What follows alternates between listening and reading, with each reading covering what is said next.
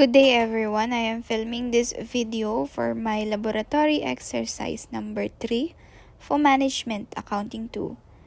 Here's the question. Pony Corp is thinking about opening a baseball camp in Bataan. In order to start the camp, the company would need to purchase land, build 5 baseball fields, and a dormitory-type sleeping and dining facility to house 100 players. Each year, the camp would be run for 10 sessions of 1 week each. The company would hire college baseball players as coaches. The camp attendees would be baseball players aged 12 to 18. Property values in Bataan have enjoyed a steady increase in value.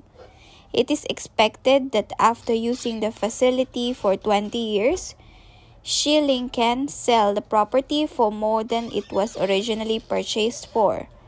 The following amounts have been estimated. You will see in the screen the given amounts on this problem. So the instructions: A. To gauge the sensitivity of the project to these estimates, assume that if only 80 campers attend each week, revenues will be 2,085,000 pesos and expenses will be 1,875,000 pesos. What is the net present value using these alternative estimates? Discuss your findings. B. Assuming the original facts, what is the net present value if the project is actually riskier than first assumed, and a 12% discount rate is more appropriate? The present value of 1 at 12% is 0.104, and the present value of an annuity of 1 is 7.469. Okay, let's proceed with the calculation. First, we have to calculate the net present value using the original data that they have provided in the problem. So here I have made a table wherein I put year in the first column, particulars, cash flow amount, and then discount factor of 10%, and net present value or present value. We have to put the years, so year 0, and then year 1 to 20 as mentioned, and on the 20th year. Okay, on year 0, we have to calculate the capital investment. Means there's no time lapse yet, so it's still 0. We're still initially doing the business or the transaction. Capital investment, we have to add the cost of land and the cost to build dorm and dining facility. Since it is a negative outflow or negative cash flow, we have to put it as a negative amount, and the discount factor of 1, and later on we will calculate the present value of this input. Okay, let's proceed. The next, year 1 to 20. So this is the whole year of using this facility. We have to write the net cash flows. So we will deduct the outflows from the inflows.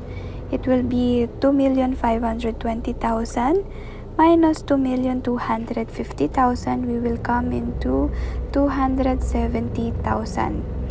What is the discount factor? It will be 8.514 during the 20 years value of this property.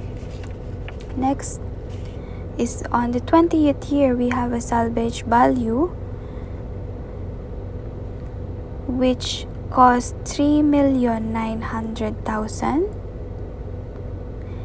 and on the 20th year also the present value is 0.149.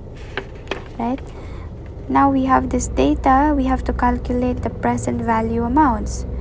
First, on the year 0, what is the capital investment times the discount factor? It's the same amount, 2,700,000 in a negative value. And then on year 1 to 20, we have the net cash flows multiply to the discount factor, we will come into 2,298,780,000. Next is the salvage value multiplied to the discount factor of 10%. It is 581,100. Now we just need to add and subtract all the present value that we came up. Capital investment, net cash flow, then salvage value.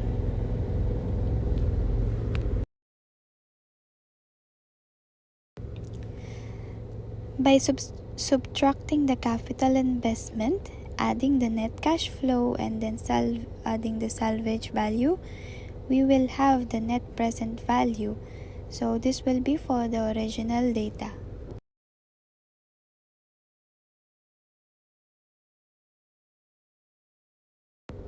For the first question, let's make a table once again for year 0 and then 1 to 20 years, and in the 20th year. Okay, capital investment, it will be the same, 2,700,000 on a negative amount because it's a negative cash flow. Okay, and then same discount factor. Next one, year 1 to 20, net cash flow. Here they have given what if the revenue will be 2,085,000 and the expense will be 1.875,000. So we will have 210,000 for the net cash flow. Same discount factor of 8.514.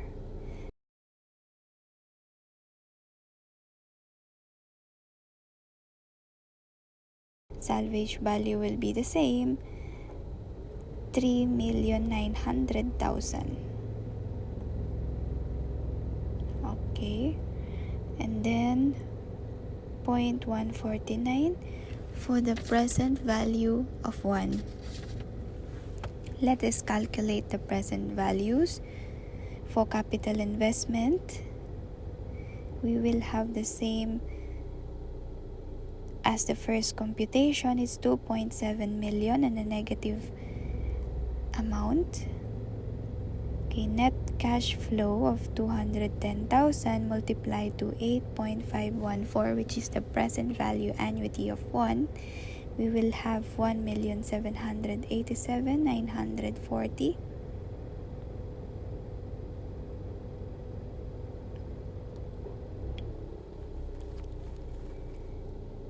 Next is the salvage value multiplied for 0.149. So it will be same value like we calculated before, 581,100. Now let's compute the total net present value.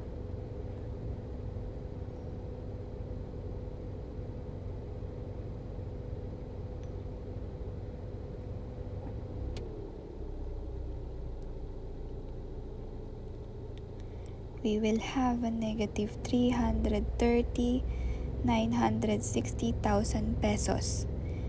Since we have a negative amount, the main rule is if it's a negative, it might lead to net loss. If it's a positive, it will be, or it can be profitable. So on this comparison, we will choose the first one, which is the original data or the original proposal that we have, which is 179,880.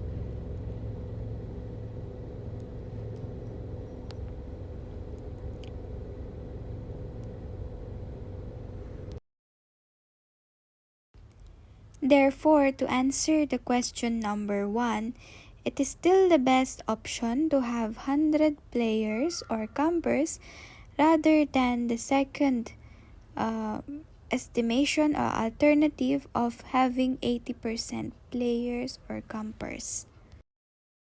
Okay, on instruction B, we have to assume that it is riskier than the original facts.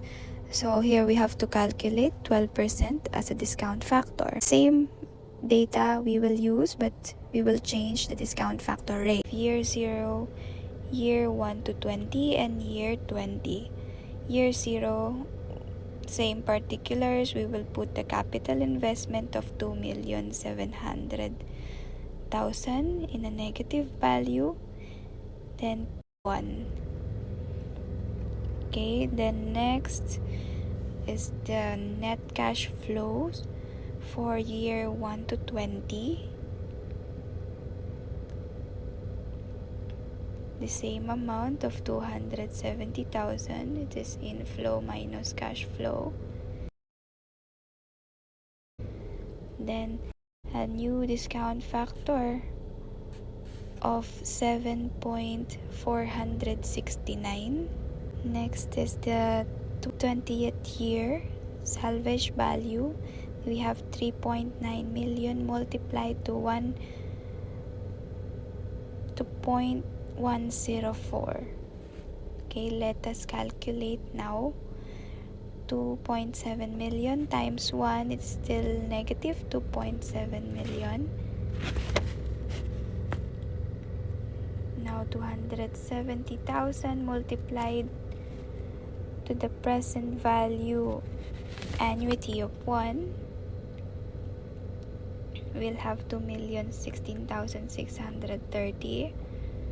Then salvage value amount multiplied to present value of 1 of 12%, we will have 405,600. Let us calculate all of this to get the NPV or net present value.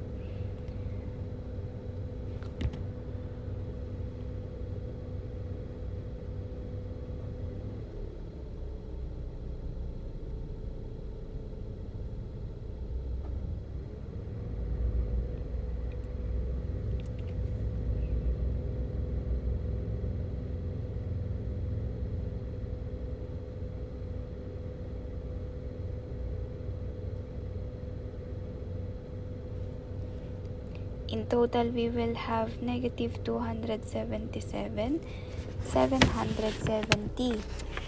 Okay, for same as our first what if or first instruction, it has a negative amount. So it means it is not suitable or it might lead to net loss.